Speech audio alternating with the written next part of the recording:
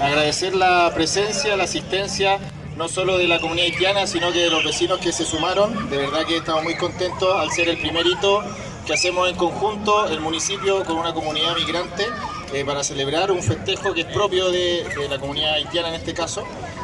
Y solo manifestar que como municipio estamos muy dispuestos a construir con todos los territorios y con todas las comunidades diversas que podamos tener dentro de la comuna.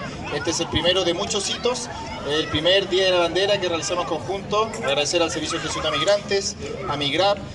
Trabajamos en conjunto estos días para prepararlo y probablemente sea el primero de muchas otras celebraciones de este tipo que tengamos. Así que muchas gracias. El aplauso.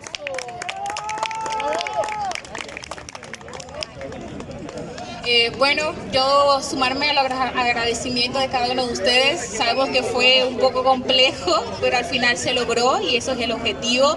Sabemos que no es el día, pero quisimos adelantarlo porque es muy significativo para nosotros conmemorar el Día de la Bandera.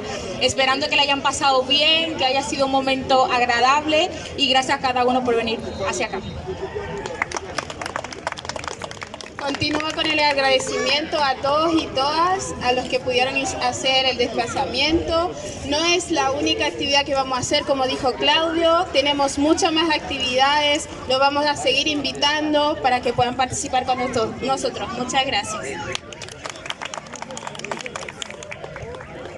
Agradecer a todo el equipo organizador, a toda la gente que nos colaboró, a los artistas, a la gente de los stands y a mucha gente que nos colaboró y que no pudo estar hoy día en la actividad, pero sin embargo colaboraron con su aporte, con su creatividad y con su trabajo para que esta actividad pudiera resultar. Así que muy agradecido de la experiencia, del encuentro entre todos nosotros y espero que la hayamos pasado todo bien y hayamos disfrutado un buen momento. Merci à tout le monde, à toutes voisins, Estación Central que te vini hoy día para celebrar. Gracias a todos y todas. Ahora vamos a ir cerrando la actividad. Agradecer a la Municipalidad de Estación Central por todo el apoyo que nos dieron para hacer en conjunto esa actividad. Agradecer a la Ali, a la Regine, a la Mari, a Don Miguel. Muchísimas gracias. Así que buenas noches. Cuídense mucho.